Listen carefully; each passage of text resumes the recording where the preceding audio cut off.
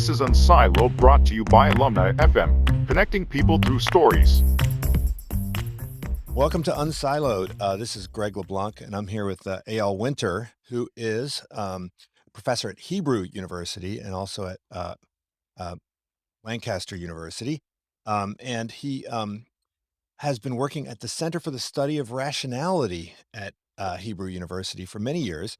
And he's written this book right here called Feeling Smart: Why Our Emotions Are More Rational Than We Think.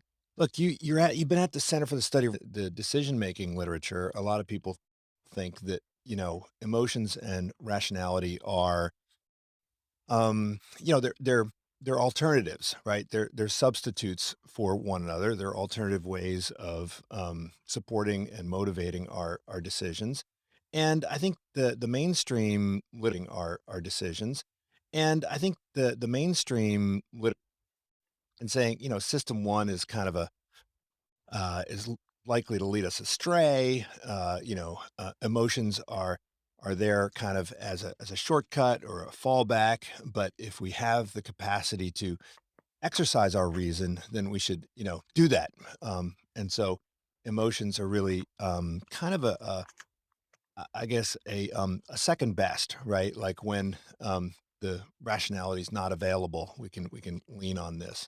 I think you make a much more subtle argument there, and you talk about kind of emotions and rationality as complements, or you talk about, let's say, the Mhm. rationality of emotions. So I guess the question is, if you were this perfectly rational person, if you were Spock, who you were just talk about in the book, if you were Spock and you could choose to be emotional, you could choose to have an emotional landscape.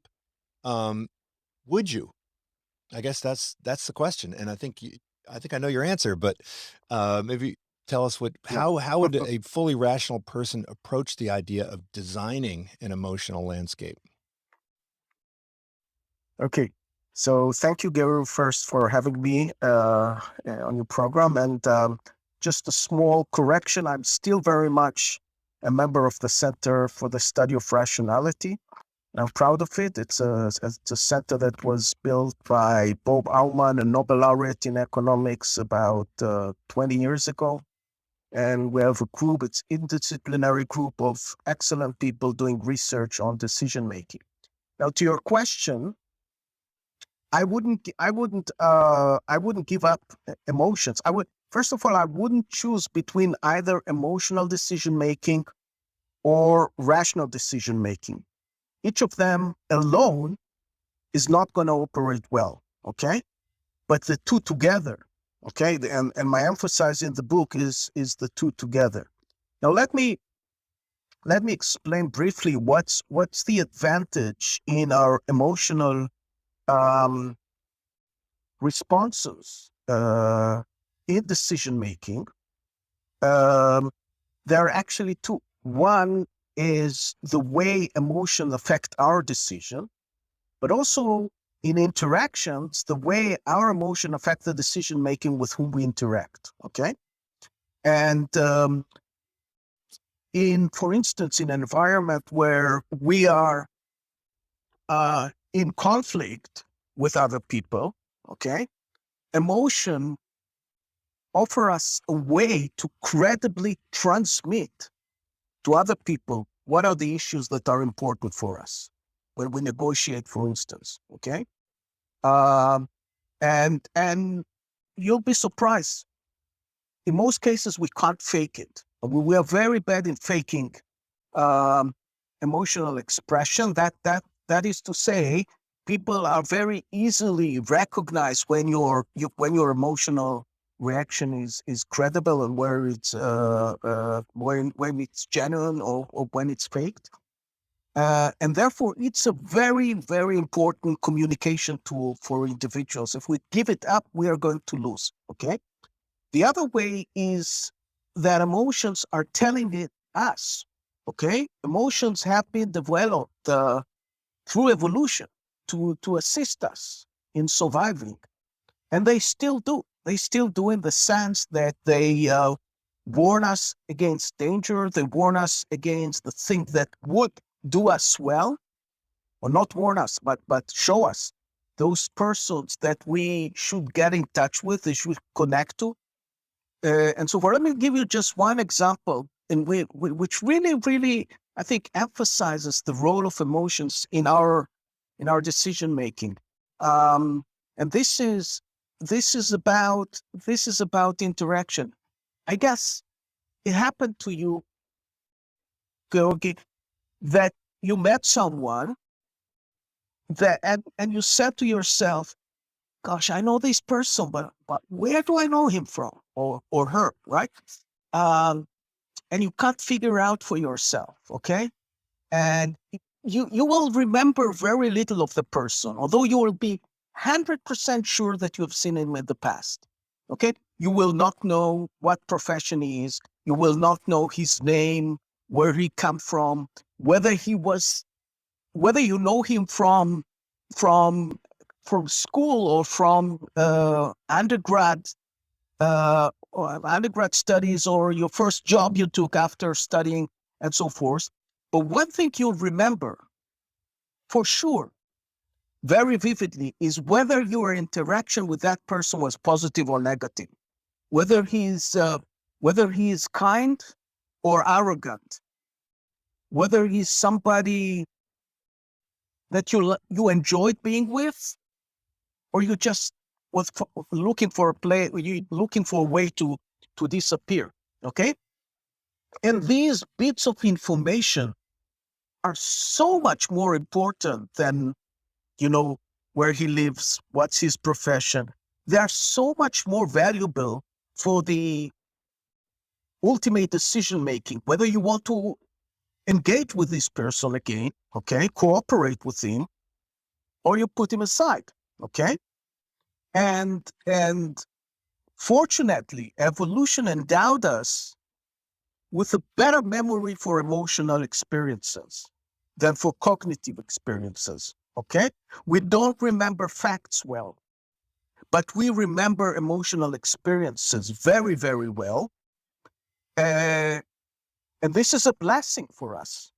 Right. Well, so I think a lot of people would say that that's emotion playing the role of motivator, right? The valence of the emotion is going to kind of propel us towards certain actions. But I think you're also making another point, which is it's kind of like a compression algorithm, right? It's a way of taking a huge amount of data and sort of, boiling it down to something, right? Which is, Yeah. you know, Boiling it down to the stuff that is that are really, really important, and this is done in a way of remember it much more vividly than it's also affect us, for instance, at the personal level. So now let me give a related example. Okay, if we do a mistake, if we made a bad decision, even at the individual level, without any interaction with anybody, just we bought the wrong stock and lost money. Okay, we're going to feel regret. Okay, the feeling of regret will remain for much longer than the ability to remember the circumstances under which this regret has been generated. Okay, and it's wonderful because it's going to make us aware, or protect ourselves from similar situations we encounter in the future. So without learning, without emotions, we wouldn't have been able to learn well, okay? Regret is a very important mechanism of a learning process, okay? And it's emotional. so this is kind of, in the data science literature, we talk about kind of the confusion matrix, which is all about kind of getting an accurate understanding of when we're right and when we're wrong. And then we talk about kind of the cost benefit matrix, which is kind of the consequences associated with our different errors. And what, this, what emotion does is it basically, it allows us to compress these two things so that, what we remember is, the magnitude of the mistake is wedded Yeah. to the probability of the mistake. So our subjective probability estimates might be wrong, but if they're wrong in a way that leads to action, which ultimately turns out to Yeah, be, good for us, then that's fine. We're okay with that type of error, right? yeah. But it's a bit beyond that because, well, for instance, um, related to your question is, uh, do we u- use emotions or rule of thumb, for instance, because we are cognitively limited, because our brain is limited in the amount of computation it can make. It's not an infinite computer. And I have a recent paper that academic paper that I published and showed that, for instance, uh, rule of thumb that we used to think about as a mechanism that utilizes the capacity of the brain optimally, okay, is not necessarily that. You can benefit from rules of thumb also if your brain had no limited capacity. And the reason and the way you could Mhm. benefit from it is again in interactions, okay? Suppose that you have a rule of thumb. I'll give you just an example. Suppose that you have a rule of thumb in negotiations that you are not caving in for humiliating offers, and you establish yourself a reputation. Everybody knows that this guy is a stupid. Even if he doesn't have an outside option, he wouldn't accept. Suppose that somebody wants to divide a cake with you, and he said, "I'm going to take 90% of the cake. You're going to take 10% of the cake," and he tries to explain you, listen, you should accept it because you have no outside option. Let's take it or leave it, right? Now, if your rule of thumb is to say, sorry, no, I'm giving it up, okay? It's not necessarily a stupid rule of thumb, because if that's the reputation you generated for yourself, next time you encounter to the same person, or alternatively to somebody else who heard about this situation, okay, they won't be tempted to offer you 10%. They know you'll reject it, right? And then they will make you a better offer. Mhm. And then by adopting this seemingly stupid rule of thumb, you actually makes yourself better off. Right, but I think you're making a bigger point, which is, right, you could have a rule of thumb like that. You could decide on a rule of thumb like that in a totally rational way, but, that would require people to have some, historical knowledge about, what you've That decided to adopt. But with these social emotions, you can kinda communicate that, ex ante, right? exactly, And so I think this exactly. this is a big point of your book, is about the role of these social emotions as kind of, communication devices. Yeah, And and so it's important, as you said, that this information will be transmitted credibly. Okay, yeah, that we did some experiments at Hebrew University at our experimental lab on these.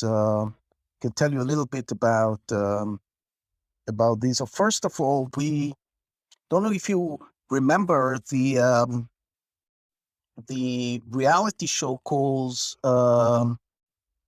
Friends and Fools. right, Okay, this is a game that starts with trivia questions, and there is a pair of players that collect a lot of money together by answering questions.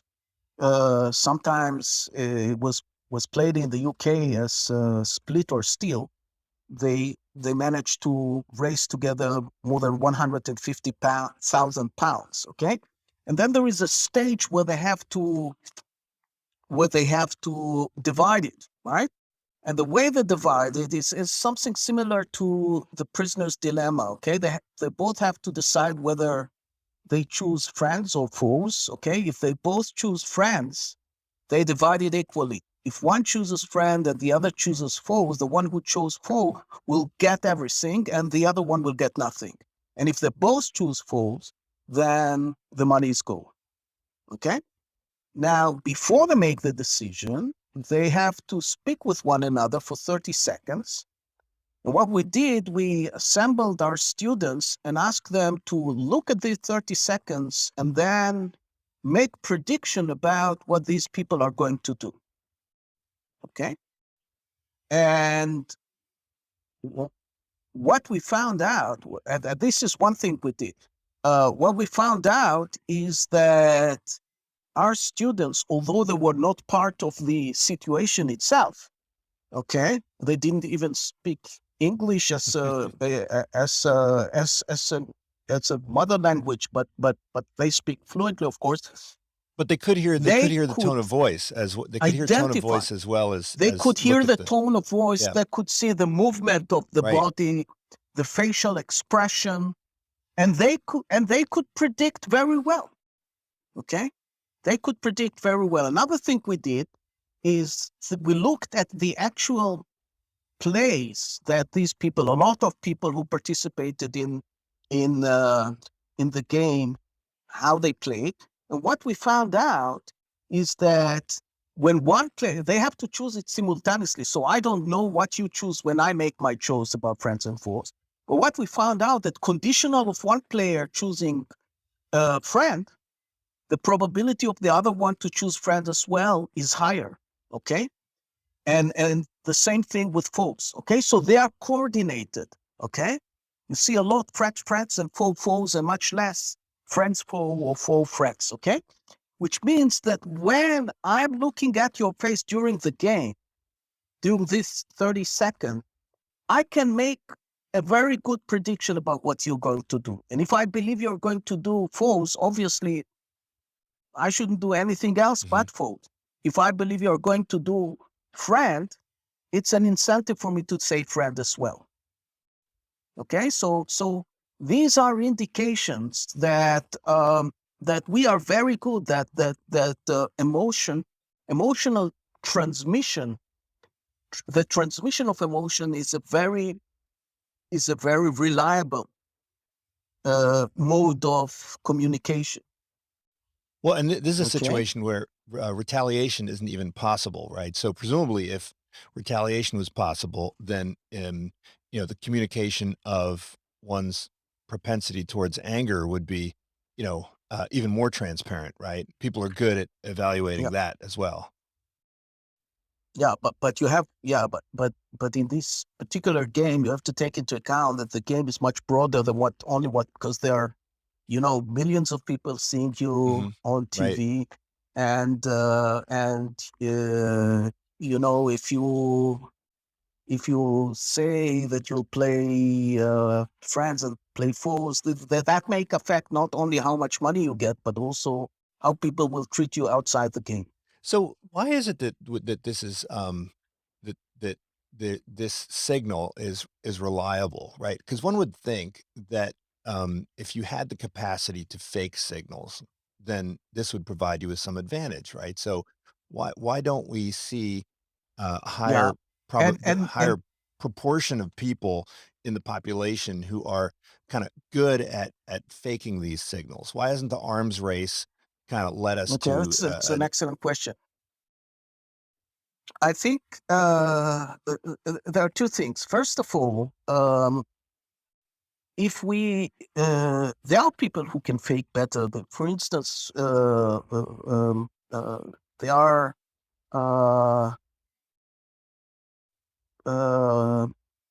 people, sociopaths, we used to call them, that are not nice people, but they seem to be nice people, right? That they make impression of being nice people. I know some of them. And they can, some of them. I know some of them as well. What's strange is that I'm very good at picking up on them almost immediately, and yet my colleagues aren't very good at it. Maybe because they're all economists. I don't know. Yeah. Now these people can easily cheat, right? They are not doing as well as you thought they will do, Gregory, as you suggest they will do. The reason of that is that we live in a society, and the society is communicating. I mean, people that you engage with communicate with other people. And if you created an impression that you are nice and you're trustworthy and so forth, and you turned out to screw up afterwards, this will become sort of commonly known within your community, and people will avoid interacting with you. Okay, so that's reduces substantially. Okay, the advantage of faking, right? And these people also, that means that you may benefit from faking, okay, when you are external to your own society. Okay, so suppose that you now travel to Germany, you say, "Hell, who's gonna know me Like here?" the Okay, traveling I'm gonna salesman, right? fake. The traveling Yeah, the salesman. trapping. I'm gonna fake against everybody. Yeah. I'm gonna make a fortune here. Well, in that scenario, it's gonna be harder for you to fake because you don't know the cultural signal that Mhm. prevail in this other society. You haven't been growing up here, okay, and you are not well informed, okay. So fortunately, these signals are remain even today. Okay, remain even today useful and important. And I think one very interesting aspect of it is the difference between communicating online and face to face. Mhm. Okay, and what you see, and this is partly why you see such terrible comments and posts and comments to this post on Facebook or other social media. Uh, One of the reason is that's the only tool for you to express what you want to say, right? Nobody can look at your face. Nobody can hear your voice. Nobody can see your body movement. And things your all these expression, non-verbal expression, okay, bodily expression are shut down for you when you are engaged with other online, okay, and to compensate for that, okay, and nevertheless make sure that your point is made, okay, you simply use nasty words or whatever other tools, verbal tools that you have available. Well, you did these studies that measure people's capacity to um, accurately understand these signals, and you mentioned that there are a couple things that can influence that. One is, is there sufficient motivation, right? Is there some interest in getting it right, and that tends to help. But you also mentioned, I think, that when people are given oxytocin, they become particularly bad at recognizing deception, right? So presumably, Yeah, if you trust somebody, if you have some prior reason to trust somebody, then you don't see this, right? So what are some of the other factors that right. would influence one's capacity to um, accurately interpret these emotional signals? Yeah. So first of all, the way oxytocin affect our capacity, and then and what we more specifically what we found in this study that I described a few moments ago, if we give people oxytocin and compare their ability to make prediction in this task to others that receive placebo, the placebo people are doing way better. Okay.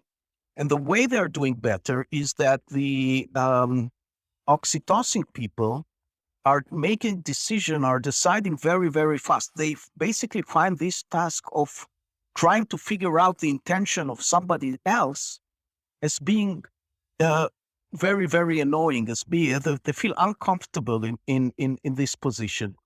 And the reason is that oxytocin has an effect of generating trust. And if you ask yourself, when is it in life that you try to figure out the intention of other people? Not with not when you trust them, okay? It's when you suspect them, okay? When you trust them, you sort of feel quite embarrassed to get on into the nitty gritty of what they did, okay? And this is the effect of oxytocin. By the way, we have published just a few weeks ago another paper on this topic where we looked at the way oxytocin affect the tendency to compete. Mhm. Okay, what we found is that there is very interesting gender effect. Okay, and it works better in reducing the eagerness to compete for men relative than women, and apparently it has to do with some sort of interaction between oxytocin and testosterone, which is the male hormone that really pushes people to compete, and it sort of reduces the effect of testosterone because men are more endowed with more testosterone. It's more effective for them. So it's a magic hormone, and we still don't know exactly all the things that he does in our social life.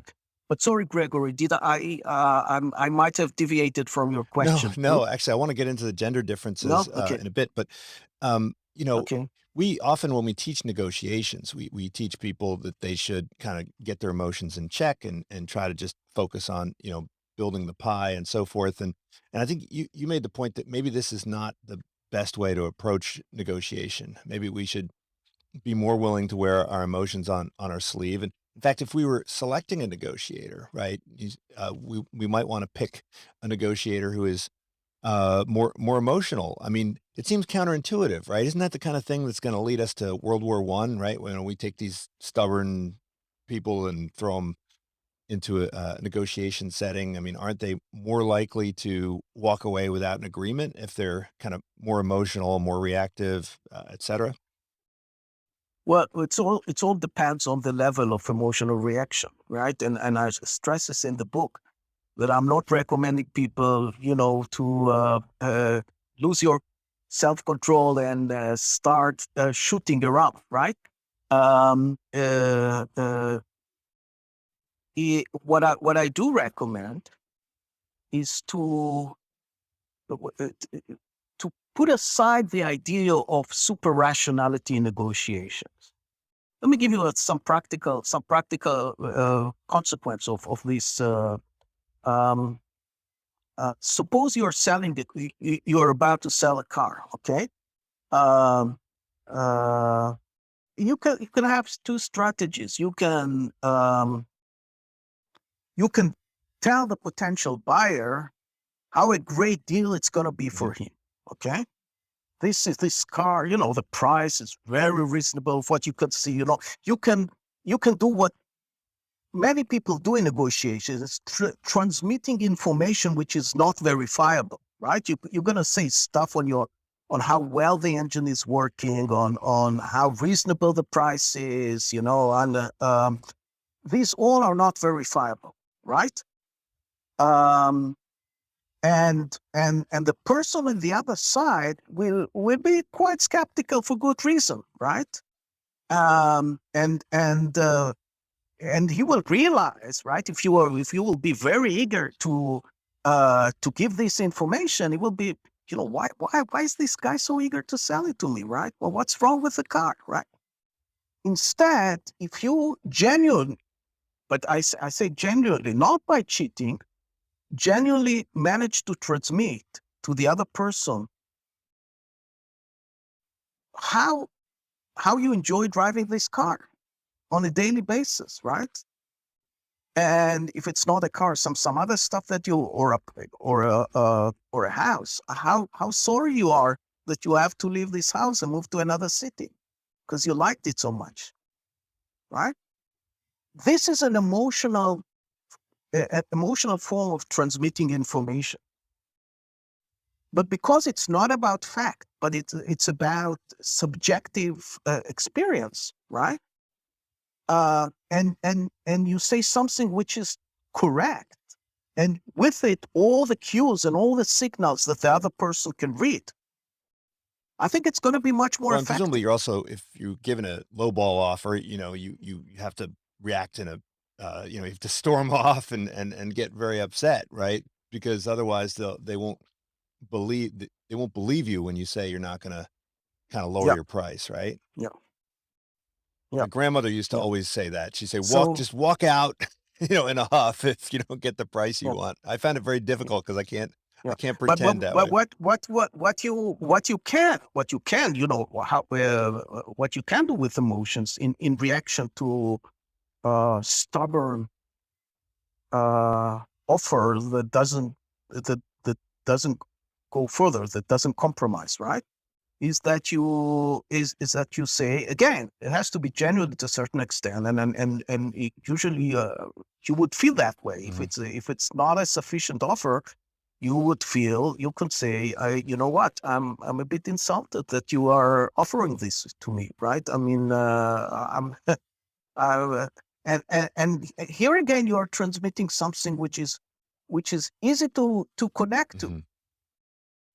Because what you are basically doing when you talk about your emotional experience, emotional reaction, you are submitting some sort of a document. The message start being a verifiable message. Okay? And these documents are your facial expression, your intonation, your everything that runs into it. And it's easier to connect to it. Okay? It's easier to make it credible. Well, you mentioned also that people can kind of dip into their emotional kind of inventory kind of at will to some degree, right? You mentioned, you tell an anecdote about how you were being interviewed on television, and you were able to summon up some genuine emotion, right? So it wasn't that you were faking your emotion, it's just that you have like a bit of a dial that you control, and you Yeah. can decide whether or not you're going to kind of dip into it and reveal it, or whether you're going to kind of suppress it and conceal it, right? Yeah. Yeah. I mean, we use emotions strategically. Kids know it better than us. There is this phenomena that when I remember from my kids when when we were not looking at them and they were falling down, they would stand up and continue playing. But if we glanced at them at the time when they when they were falling down, they would react with crying. Okay, we all do it, right? And we utilize emotions. I'll tell you I mean, we're both teachers, and I'll tell you some experience that I had as the chairman of the economics department at the Hebrew University. We were trying to figure out what would be the right process for appealing grades on exams. Okay, this was always You know, it's always an issue. it's always an issue, and we had very I was liberal thinking trial by procedure at the fire would beginning. be the best approach. Yeah. Well, we started with very liberal procedure where you can appeal with the teaching assistant. If it doesn't work, you appeal with the lecturer, with the director of the course, and then with the head of department, and so forth and so on, right? And I was inquiring with colleagues abroad and people who also had experience with it, and I decided to make it as tough as possible. Okay, basically tell the students there is one round. We may have a mistake. We may make a mistake, but on average, these mistakes could be in your favor or Mhm. against you. Okay, but there's going to be only one round, and it's non-negotiable. Okay. And I tell you, during the liberal phase of things, okay, we had people crying, people really, I mean, in Leicester, where I was before, there was one student that had to be removed to hospital because she fainted during this negotiation type of the grade.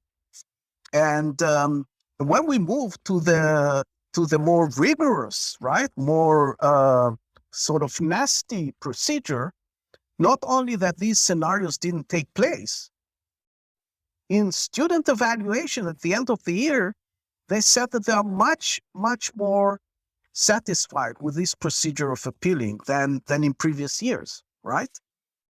So this is was and the reason is that those people who cried during negotiating the grade, they cried honestly. They didn't fake it, right? They felt that they are being to some extent abused, and that it's unfair, and that they worked so hard, but these emotions were generated because of the circumstances.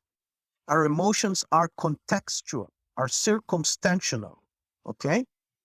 And we have to take this into account. I mean, many times they are contextual in a good sense, okay? But they are contextual. We did one experiment. One of the other experiments that we did to prove this was where we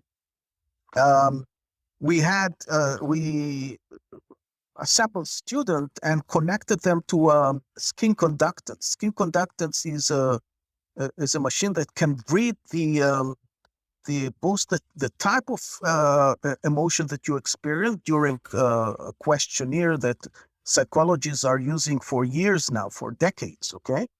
And also the level, how arousal the emotion is, okay?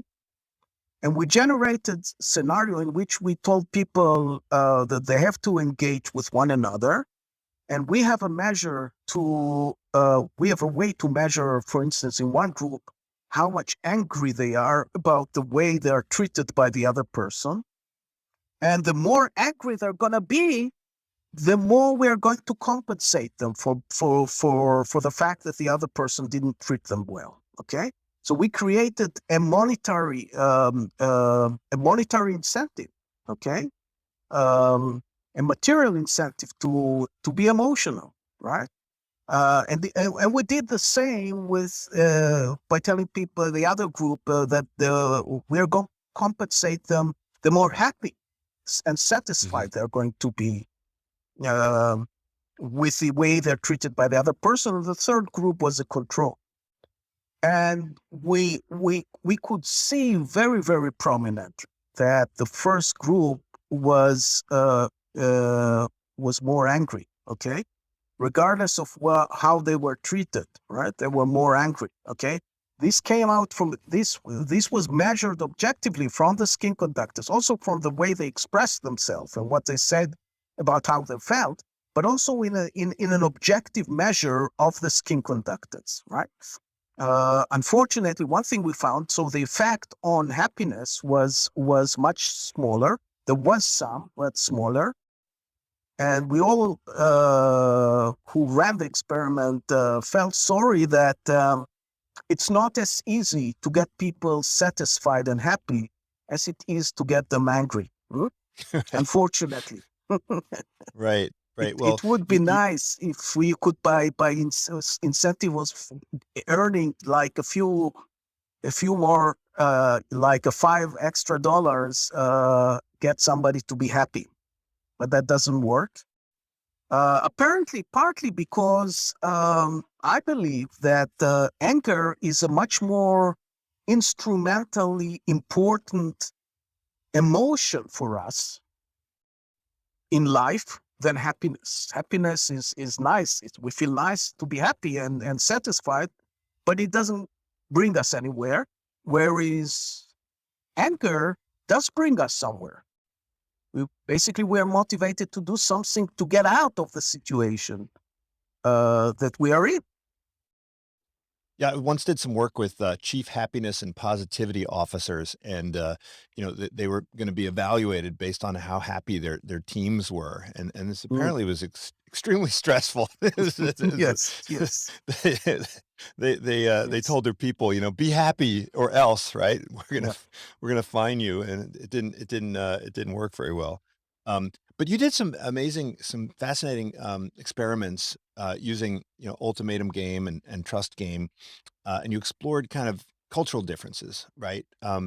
And what I found fascinating about this was that it wasn't simply about kind of in-group, out-group differences, but rather that the expectations and norms differ across Right. different Right. cultures. And in particular, you're looking at how kind of Israelis and Palestinians interacted in these games. Now, this, of course, is one of the most well-studied experiments in all of economics, but these studies were I thought very illuminating. Could you talk a bit about those studies? Yeah, this is a study that I did with my former postdoc supervisor, Reinhard Zelten, who got the Nobel Prize in 1995, and we collaborated for many years. And this was part of this collaboration, but not long before he died, unfortunately.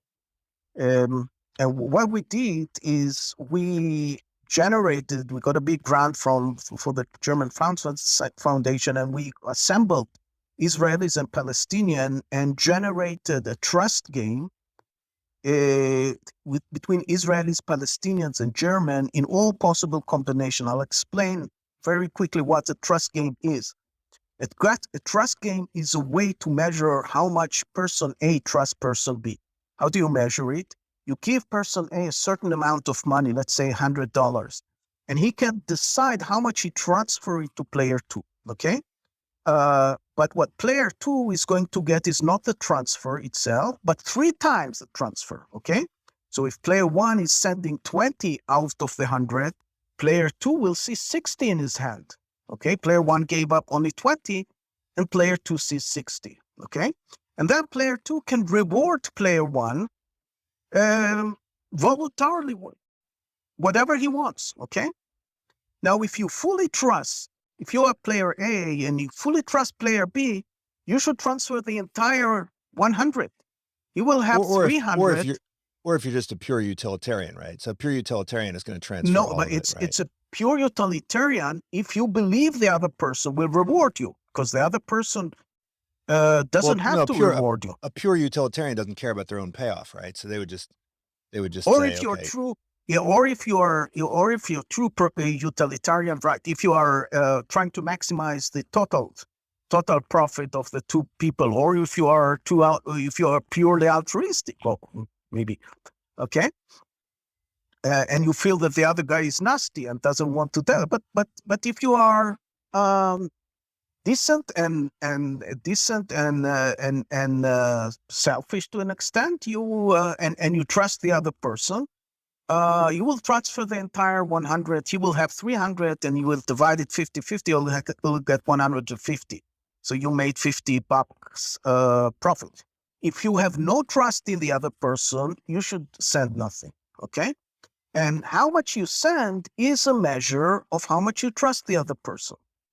So what we were expecting, given the conflict between Israelis and Palestinians, is that once we get an Israeli and Palestinian together, there will be a zero trust, and we won't see any transfer taking place. Okay? Wrong. This was not the case. What we found out is that there were hardly any discrimination. People transferred to partners from their own nationality pretty much as they transferred to other people. So Israelis transferred to Israelis pretty much as they transferred to Palestinians and vice versa. However, the amount of transfer was very different across cultures. Mm-hmm. Okay? The Palestinians were the most generous, okay? Why I'm doing quotation mark is because it's not clear that it's generosity. It's maybe just believing that they can trust the other person. Okay, and that trust was justified when there was another Palestinian on the other side, right? The trust was justified, right? The Israelis, so the Palestinian would transfer, likely if it's 100, they would transfer about 60 to 70% of the pie. Mm-hmm. Whereas Israelis would transfer about 40% of the pie, okay? And Germans were somewhere in between, okay? I was to some extent both, as an Israeli, I was a bit ashamed and a little bit puzzled. Where is it coming from, right? Where? and I think and I Particularly think given the public spiritedness of Israelis, right? They're willing to sacrifice for the common good, and particularly in yeah, times yeah. of national crisis, right? Oh, There's no that's the issue. That's the issue. yeah. In time of national crisis, they are requested to be altruistic and give a lot from themselves up to their life. And when there is no time of crisis, that's the time for individualism. That's the time for making money. That's the time for being for yourself. Okay, and and among Palestinian, it's constantly a time of crisis, right? At least that's the psychology that prevails among a large part of the population, and that has to a large So extent did account you for did these you differences. did you do it? Did you do this longitudinally? It would have been interesting to see, like, when when conflict was kind of going up or down, whether you'd see kind of an increase or decrease in the Israeli kind of Yeah, trust or generosity. that's an excellent question. I mean, we are submitting now a new proposal from the DFG with a different group in Germany, and we are one of the things we are indeed suggesting is um, to check how events in the Palestinian relationship affect the way that we behave. So I think um, some people have said that the trust is higher in societies where you have kind of more kind of rule of law and that sort of thing, and that doesn't seem to align with those differences that you found, right?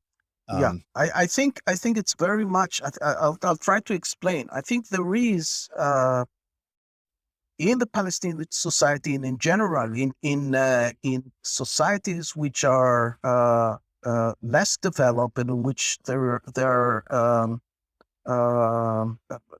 economy is less prosperous and the rule of law is less developed. Okay, there is a huge trust. There's much more trust among the small community within you live. That means your family members, your neighbors, the people you study with, and so forth.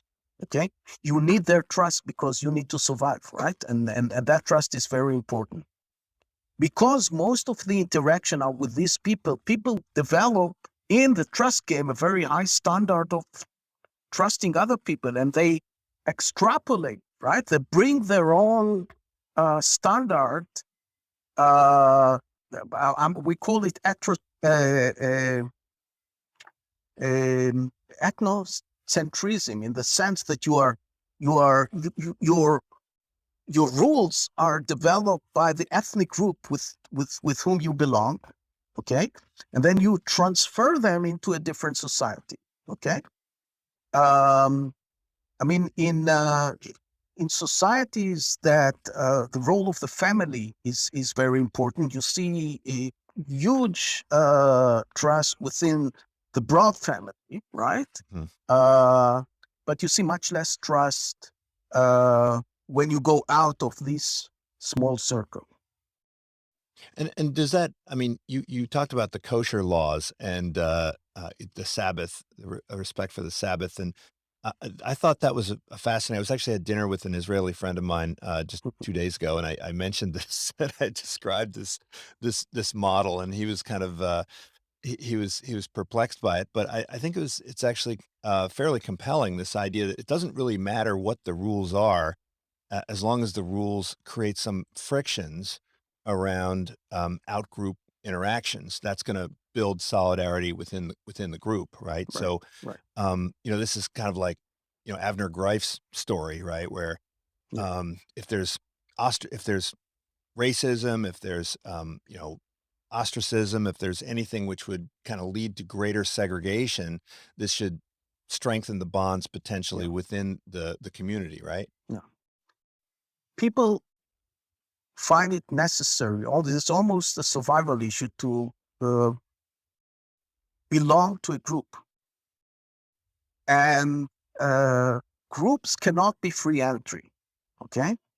And the group has to some extent to make sure that those who are inside will remain inside, and sometimes also make it difficult for external people to join in, because the more cohesive the group is, the higher the level of solidarity, and the easier it is for each one of them to take care of the other person then. Now, something that connects very well to it is an article that I published 2 weeks ago in the weekend magazine in Haaretz newspaper, which is one of the main newspapers in Israel, which led to death threats against me. Many, not one, but several. And what I was trying to explain is the philosophy or the psychology of the hardcore of the anti-vaccine people. Okay, the hardcore, those people who don't just refrain from getting vaccinated, but really engage aggressively with trying to convince others not to do so as well. Okay, and my explanation was that in era that we live in, okay, in era of the social media, where many of us have thousands of friends online, but almost no one outside Facebook. Okay, we are craving for smaller and smaller groups. Okay, we need this club to make us associate with a small group. Now the anti-vaccine, the hardcore anti-vaccine is a club. It's a club. It's on the verge of becoming a religious, but it's definitely a club. To be a member of this club, you have to pay your dues, because otherwise, everybody can in, even if he has no interest whatsoever for in other people, right? You can be free rider. It's a handicap, right? So it's yeah. I mean, the group worries about free riders, right? Those who pretend themselves to be supporter and ask for the goodies from the group, but contribute nothing, right? And how do you screen out those? You require commitment from those who join. Threatening somebody who writes an article, life-threatening somebody who writes an article is showing a commitment. It's like saying everybody in the group, listen, I'm risking myself to be interrogated by the police. Indeed, the police, I issued compliance against the most radical threats that I received, and the Israeli police investigated. So these people are now interrogated, and to some extent they're gaining from that. I'm aware of it, because they could show, right? They could show how committed they are. The other tools that these people have is like coming up with far-fetched conspiracy theories, right? What does this serve? If you ask yourself, why do they need these ridiculous stories? By spreading something so far-fetched and unbelievable that everybody knows is nonsense, you're saying, listen, I'm excluding myself from the outside society. Those who are outside our group are going to help me as a crazy guy. They're not going to. So I'm in your hands. I have nowhere to go. Okay, I'm yours. Mm-hmm. Okay, this is something very important, because if we don't understand it, we are going to deal very wrongly with it. My basic message was, stop with all these information by the state that explain how important it is to get vaccinated. I mean, this information only strengthens these people. They will always, they don't need information. They won't be convinced. They won't be. They won't be. You're supplying them with immunity with the tools that they need to engage in this costly signaling, right? Exactly. Yeah. Right.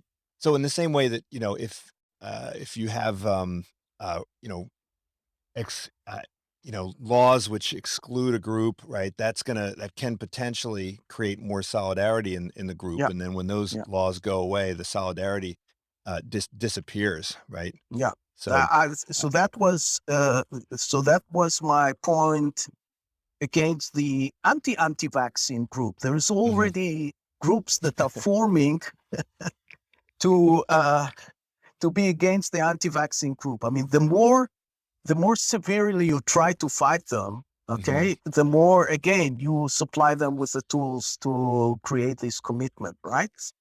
If we ignore them altogether, right? We right. say, okay, we don't cite them, we don't quarrel with them. It's going to be much more difficult for them to sustain this issue as something that gets people together. And you know what, Gregory, what really annoys me and frustrate me is that these people are young people with smart young people with a lot of energy. And instead of using this energy to form a group over something that benefits society, like helping the poor, okay? Like, take an issue that is deserving, right?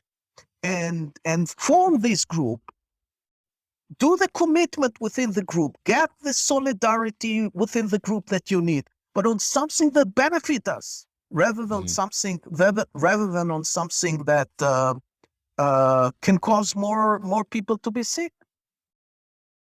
Or maybe just to offer, an alternative supply of kinda collegiality tools, maybe have more sports franchises that people can follow, right? That might serve the Yep, same function. yep, Um, yep.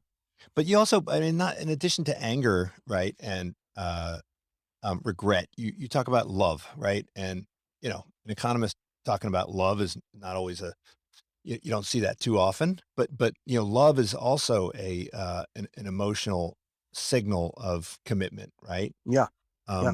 And you have a whole section It's in the book about love and relationships. right, right. It's an important chapter, and love generally is the thing that facilitate the most important evolutionary trait that we have, which is inbreeding, right? Producing the next generation. So that's one aspect. And the other aspect is having somebody to protect us with full commitment, right? These are two things that are really indispensable in terms of survivability. And like like uh, like anger is the way we make commitment by anger is that we are basically tying our hands behind our back. We when we are angry, we're telling the other party, listen, um, I know that accepting this offer might be financially or materially much better outcome for me than declining your offer, but my hands are tied behind my back. I'm mentally incapable of accepting such a Mhm. humiliating offer. Love does the same thing, but in a reverse way, right? Love, by way of showing love and affection to our partner, we actually can say, listen, my hands are tied behind my back. I'm not capable of doing stuff by considering only my own interest. Mhm. My brain is endowed uh, with reasoning that thinks about your welfare perhaps more than my welfare. Okay, and this is an enormously important commitment that again only genuine love can is able to transmit. And Well, yeah, well, go I ahead, think that Gregory. your argument about the role of anger in commitment is very, I think, very powerful, and I think it's very convincing. But most negotiations and interactions now are at the kind of organizational level, right, at the corporate level. And so, organizations need to be able to commit, and institutions need to be able to commit. Companies need to be able to commit. And so, um, you know, is anger is there an And you'll be equivalent of surprised how much individual emotions affect CEOs, and eventually the decisions are made by human beings, even in and so would an organization that had like more, that was more dictatorial, right? One that had a very, a leader like an Elon Musk, right? Everyone equates the organization with the person. Would an organization that has that kind of very strong identity with an individual be able to make commitments more effectively, not as a necessarily, country not than necessarily. one that's I'll the tell one you that's run by something. process or where there's a process that would presumably iron out any kind of individual differences?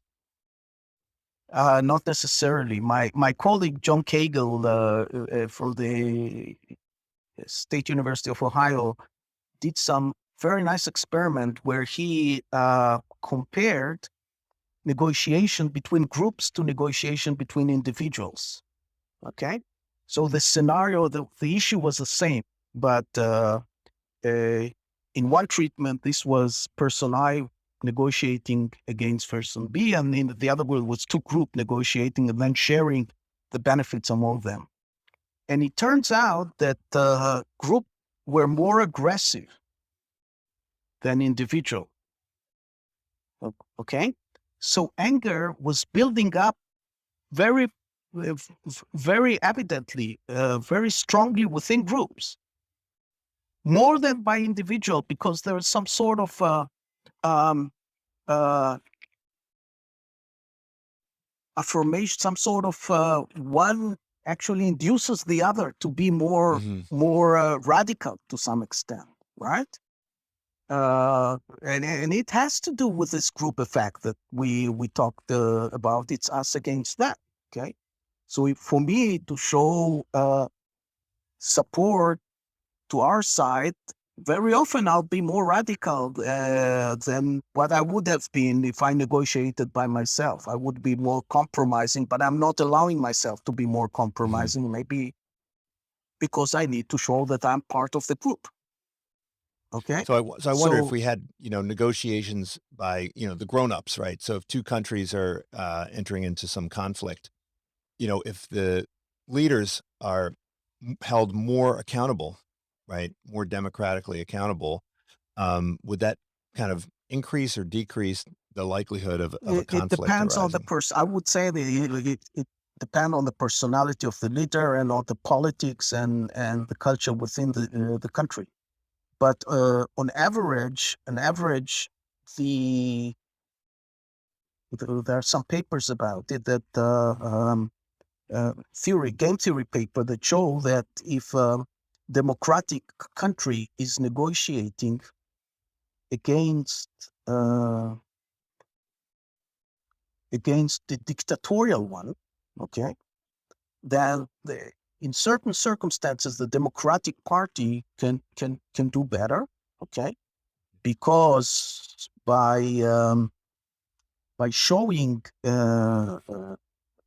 the leader can show that his hands are tied, but so he Hmm. can demonstrate this commitment by using, for instance, parliament, okay, to express to explain that his counterpart that I cannot reach that far. I mean that my parliament would throw me out, okay, and sometimes there is uh, the leader would beg the parliament to offer Hmm. him this rope that will tie his hand behind his back. Hmm. That one aspect. The other aspect that helps a lot. Um, I wrote an article this time at Time magazine of the U.S. that helps a lot. Um, Dictatorship in international negotiation is when they come from a religious positions like Iran. Okay, when they adopt uh,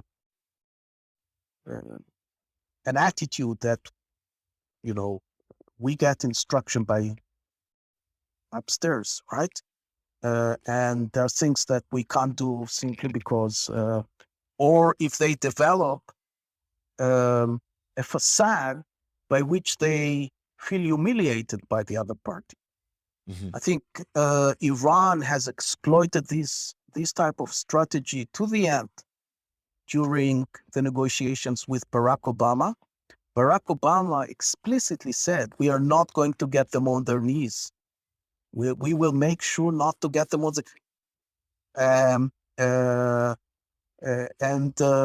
indeed, they didn't fall on their knees.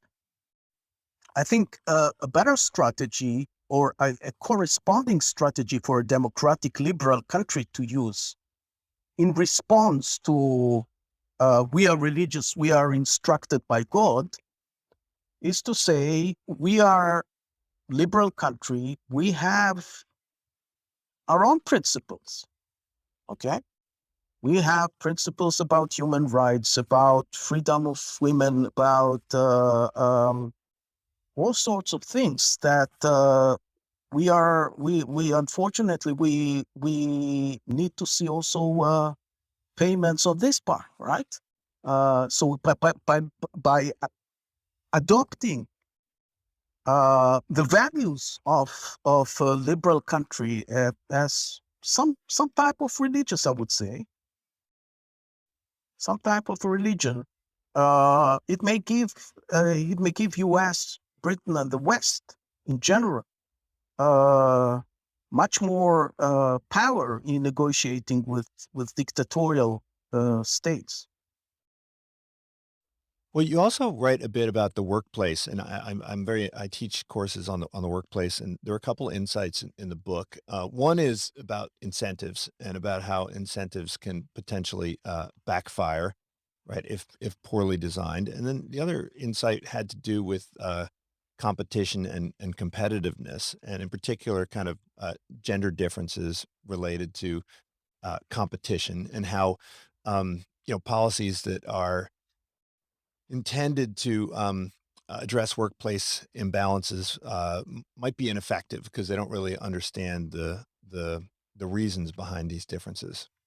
Yeah. Can you talk a bit about that? And do you do more work in the workplace? Have you done any recent research on the Oh, workplace? I have published several papers, but more theoretical. One recently in the AER, and one which is also almost forthcoming at the AER. But I'll tell you about works of others. Okay, uh, uh, Niederer, who is a very important researchers in this field, and others, also Alduro Stocchini, found out that there is substantial gender difference in the willing to compete. And she attributes some of the existing gender discrimination, and I use the name discrimination. I think this should be taken care of. It's not um, it's not a good thing generally in terms of fairness and justice, but it also not a good thing in terms of economics. And U.S. and Britain have done a lot in trying to generate more equality in the workplace between men and women. Many other countries haven't done enough. But she's pointing out through experiments that men are more eager to compete than women. Okay, so when it gets to these top positions in corporations or organizational politics, And by compete, what you mean is focus on relative placement, right? Focus on how you score relative to others. how you score relative to other, and eventually, Mhm. when it gets to the top positions in, as I said, in either public organizations or commercial companies, it's exactly that. It's comparing yourself to very small group of people at the top of the pyramid. Okay, And and the entire, I mean, the entire way in which we think about the workplace now is as a tournament, right? So yes, all yes, companies have a tournament model of compensation and promotion, so which is, designed specifically to kind of motivate this competitive or yeah, relativistic thinking, right? yeah. Now, now there are a very common mechanism that tries to reduce discrimination or increase representation of women in top jobs. And I would like to suggest a different one. The standard one is called affirmative action, which basically says if we have two candidates and they are almost equal, okay, not fully equal, but almost equal, okay, we'll give preference to the woman over the man, okay? Uh, this type of mechanism is not capable of dealing with the findings of Muriel Niederer, namely that women are averse to competition. Okay, it won't help. Won't help. Okay, there is something else that could help, and it's novel. I don't know how people would think about it, but I suggest to try it. And what I'm suggesting is that there will be no uh, affirmative action whatsoever. Okay? If there are two candidates, the best one will be chosen to the post. Okay? Even when he or she is slightly better than the other candidate. Okay? But if it's a woman that were selected, she will be compensated. She will be given a higher salary on average than if the winner is the man. Okay? And how that can help? That can help by giving more incentive to women to compete. This can actually deal with this, with the source of the inequality in the working place, right? Um, People had women have some aversion to it, but if they see that the consequence of winning, which is higher, okay, and not only but it's not only the monetary, but it's also the prestige that will be associated with the fact that this woman has gone so far. Okay, and this appreciation is partly being reflected by the seller, but not only. Then by increasing the motivation to compete, we'll get more people competing. We'll get more women competing. And if more women compete, more women will get these jobs. It's stunning if you look at how economics department across the world, um, the demographic. Okay, for instance, the Hebrew University.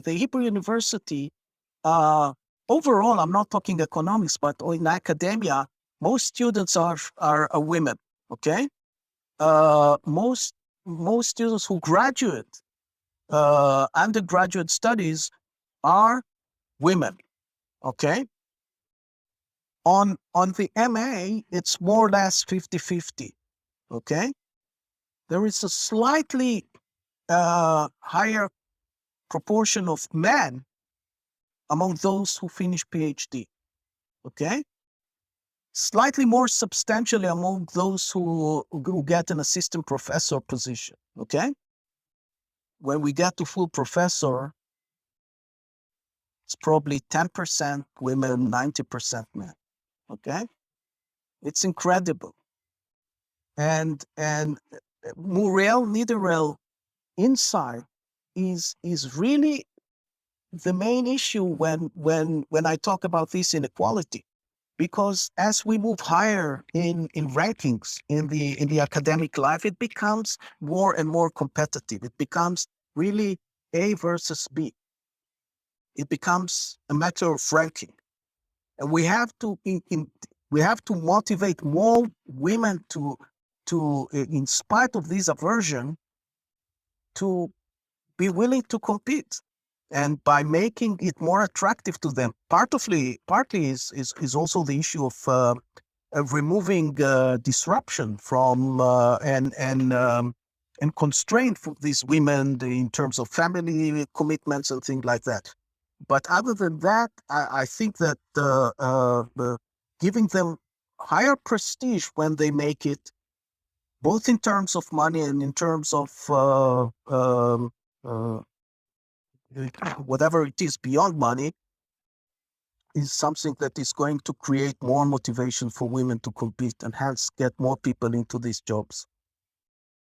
Well, also, I think you point out that in a lot of these experiments, when you get rid of the ranking and you get rid of the relative reward structure, that performance is the differences in performance are kind of evened out. So could you maybe think about having within an organization a individual contributor track and then sort of a different track, and so to get the most out of both sorts of people, one that really taps into the competitive energies would lead them down one Yeah. track, and then have a different track entirely where it would be all about rewarding you based on your absolute output, and downplay the kind of the rankings and the hierarchy. So this is one thing that is important. Yeah, taking out to some extent the tournament aspect, the tournament component in our incentives to compete. It's not easy because we individuals tend to compare ourselves to others. So we need it. We need it to be incentivized properly. But there's a broader issue, which is in building incentives in teams, in the workplace. How much of these incentives are individual at all, and how much are they collective? Because collective incentives are absolutely necessary, right? Because many of the tasks that we are engaged with are only successful if we are able to cooperate with other people. Okay? If it's your success means not mine, okay? If your success means my failure, okay, there's no way I can willingly collaborate with you.